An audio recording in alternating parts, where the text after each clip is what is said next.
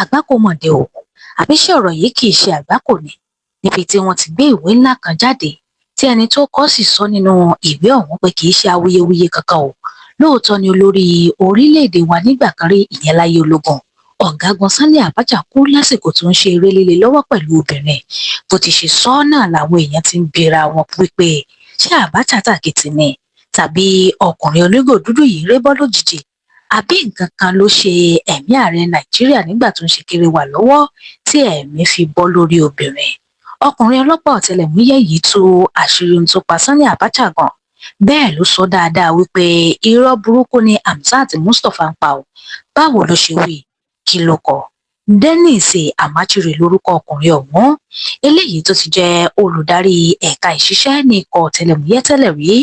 ó sọ nínú ìwé ìrántí rẹ̀ wípé olórí ìjọba ológun àtijọ́ Sanni Abacha kú ní ọjọ́ kẹjọ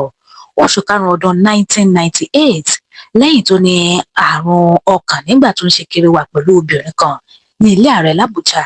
Amachiri sọ pé obìnrin náà tó jẹ́ onímọ̀ elégbòogi sá lọ sí ìpínlẹ̀ Èkó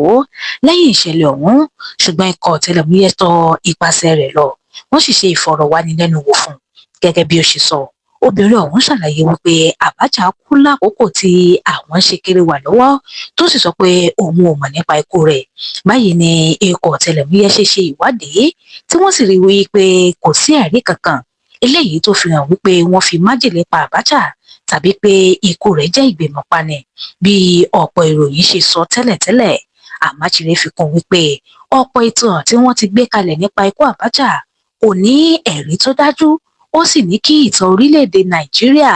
kó máa dá lórí òtítọ́ àti ẹ̀rí kì í ṣe àròsọ tàbí àfojúsùn lásán.